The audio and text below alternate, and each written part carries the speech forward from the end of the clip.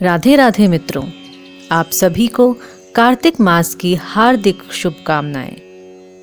पिछले अध्याय में हमने जाना कार्तिक मास में स्नान करने की विधि और नियम, और इसी क्रम को आगे बढ़ाते हुए आज हम सुनेंगे छठा अध्याय। परंतु इससे पहले यदि आपने अध्याय 5 का श्रवण नहीं किया है तो कृपया पहले अध्याय 5 अवश्य देखें, जिसका लिंक आपको ऊपर आई बटन में और डिस्क्रिप्शन बॉक्स में मिल जाएगा। आइए अब सुनते हैं छठा अध्याय। नारद जी बोले, जब 2 घड़ी रात बाकी रहे तब तुलसी की मृत्तिका, वस्त्र और कलश लेकर जलाशय पर जाएं। कार्तिक में जहाँ कहीं भी प्रत्येक जलाशय के जल में स्नान करना चाहिए। गर्म जल की अपेक्षा ठंडे जल में स्नान करने से 10 गुना पुण्य होता है। उससे 100 गुना पुण्य बाहरी कुएं के जल में स्नान करने से होता है। उससे अधिक पुण्य बावड़ी में और उससे भी अधिक पुण्य पोखर में स्नान करने से होता है। उससे 10 गुना झरनों में और उससे भी अधिक पुण्य कार्तिक में नदी स्नान करने से होता है। उससे भी 10 गुना पुण्य वहाँ होता है जहाँ 2 नदियों का संगम हो, और यदि कहीं 3 नदियों का संगम हो तो पुण्य की कोई सीमा ही नहीं। स्नान से पहले भगवान का ध्यान करके स्नानार्थ संकल्प करना चाहिए। फिर तीर्थ में उपस्थित देवताओं को क्रमशः अर्घ्य, आचमनी आदि देना चाहिए। अर्घ्य मंत्र इस प्रकार है: हे कमलनाथ, आपको नमस्कार है। हे जलशायी भगवान, आपको प्रणाम है। हे ऋषिकेश, आपको नमस्कार है। मेरे दिए अर्घ्य को आप ग्रहण करें। वैकुंठ, प्रयाग तथा बद्रिकाश्रम में जहाँ भी भगवान विष्णु गए वहाँ उन्होंने 3 प्रकार से अपना पांव रखा था। वहाँ पर ऋषि, वेद, यज्ञों सहित सभी देवता मेरी रक्षा करते रहे। हे जनार्दन, हे दामोदर, हे देवेश, आपको प्रसन्न करने हेतु मैं कार्तिक मास में विधि विधान से ब्रह्म मुहूर्त में स्नान कर रहा हूँ। आपकी कृपा से मेरे सभी पापों का नाश हो। हे प्रभु, कार्तिक मास में व्रत तथा विधि पूर्वक स्नान करने वाला मैं अर्घ्य देता हूँ। आप राधिका सहित ग्रहण करें। हे कृष्ण, हे बलशाली, राक्षसों का संहार करने वाले भगवान, हे पापों का नाश करने वाले, कार्तिक मास में प्रतिदिन दिए हुए मेरे इस अर्घ्य द्वारा कार्तिक स्नान का व्रत करने वाला फल मुझे प्राप्त हो। तत्पश्चात विष्णु, शिव तथा सूर्य का ध्यान करके जल में प्रवेश कर नाभि के बराबर जल में खड़े होकर विधि पूर्वक स्नान करना चाहिए। गृहस्थी को तिल और आंवले का चूर्ण लगाकर तथा विधवा स्त्री व यति को तुलसी की जड़ की मिट्टी लगाकर स्नान करना चाहिए। सप्तमी, अमावस्या, नवमी, त्रयोदशी, द्वितीया, दशमी आदि तिथियों को आंवला तथा तिल से स्नान करना वर्जित है।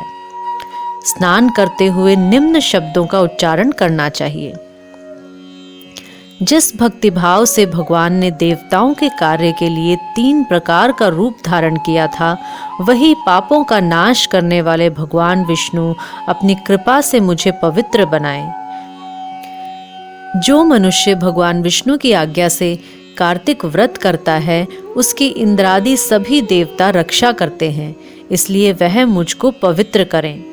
बीजों, रहस्यों तथा यज्ञों सहित वेदों के मंत्र, कश्यप आदि ऋषि, इंद्रादि देवता मुझे पवित्र करें। अदिति आदि सभी नारियां, यज्ञ सिद्धि, सर्प और समस्त औषधियां व तीनों लोकों के पहाड़ मुझे पवित्र करें।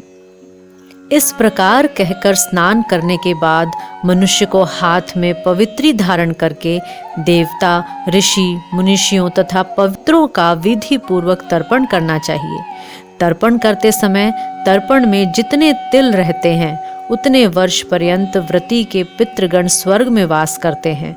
उसके बाद व्रती को जल से निकलकर शुद्ध वस्त्र धारण करने चाहिए।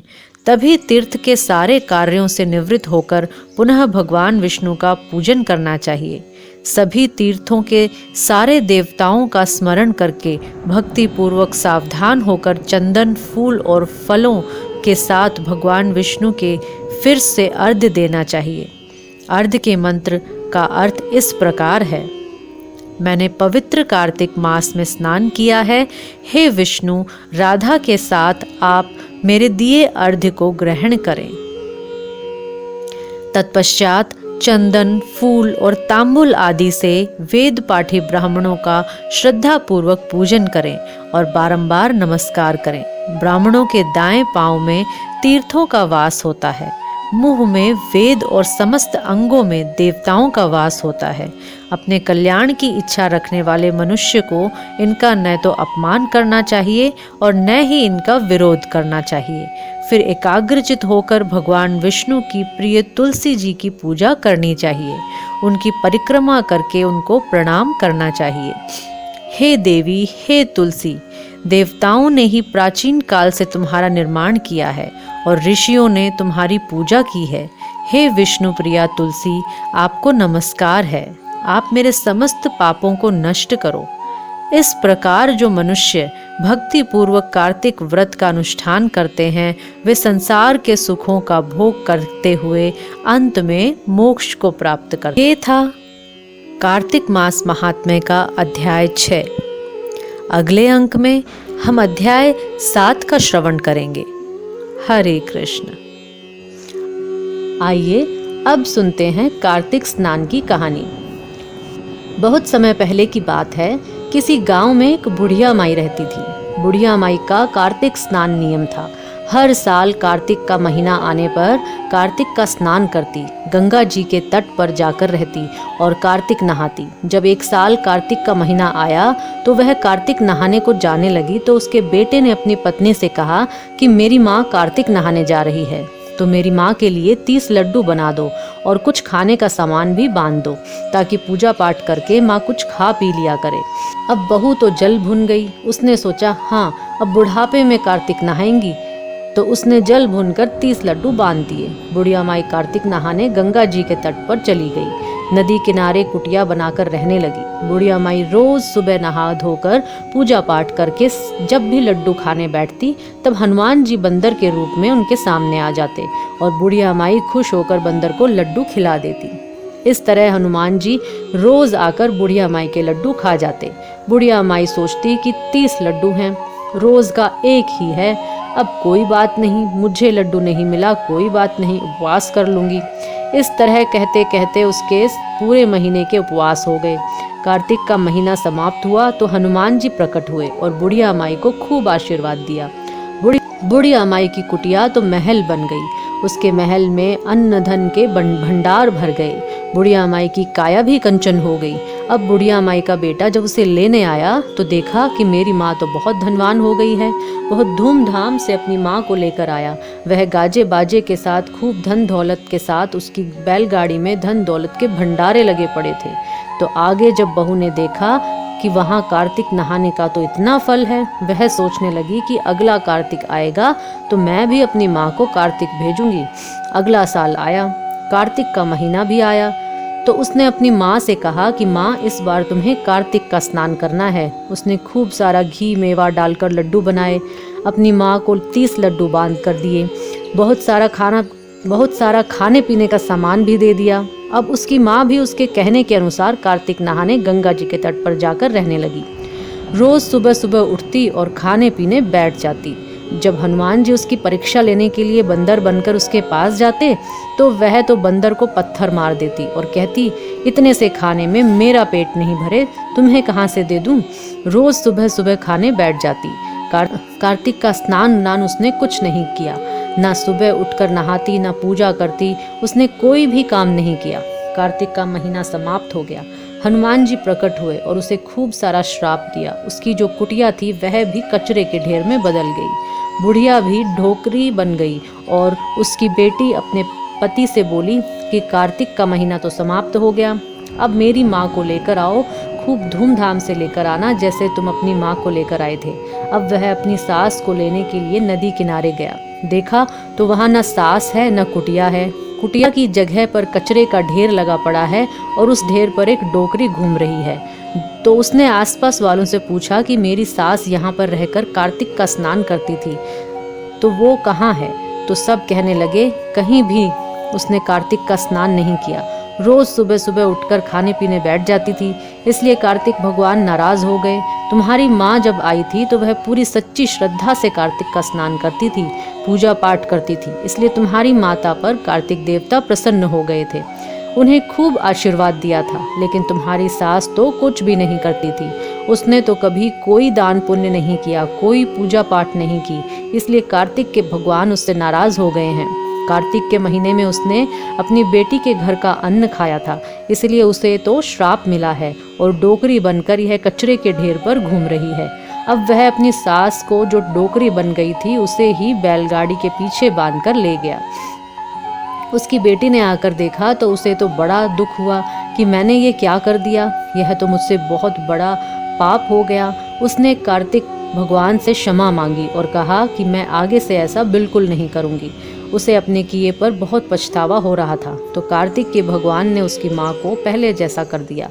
हे कार्तिक के देवता, जैसे आपने बुढ़िया माई पर कृपा की, वैसे ही सब पर अपनी कृपा बनाए रखना, सबसे प्रसन्न रहना और सबकी मनोकामना पूरी करना। और जैसे आपने उसकी सास को दंड दिया, ऐसा किसी को भी मत देना।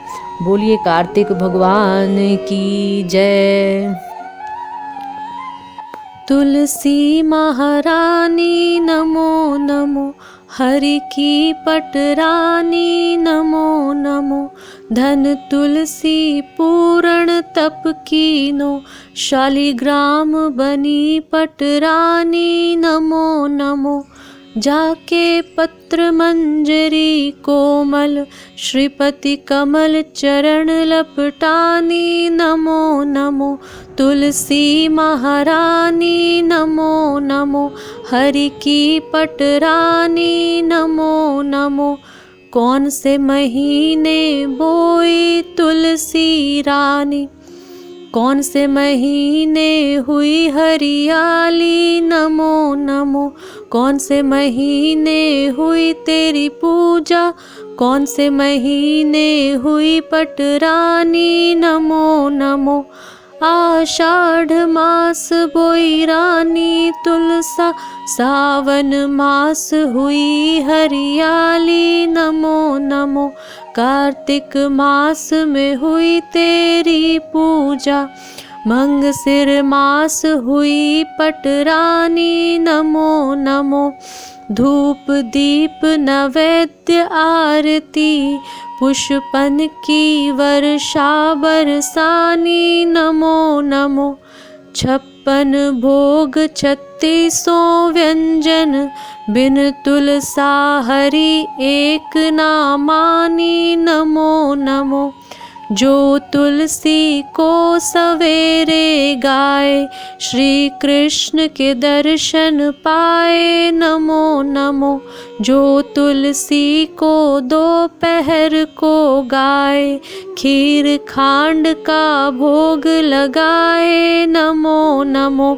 जो तुलसी को सांझ को गाए, श्री कृष्ण की आरती उतारे नमो नमो।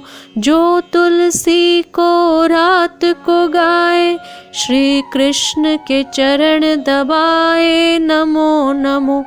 सभी सखी मैया तेरो यश गावे, भक्ति दान दीजे महारानी नमो नमो।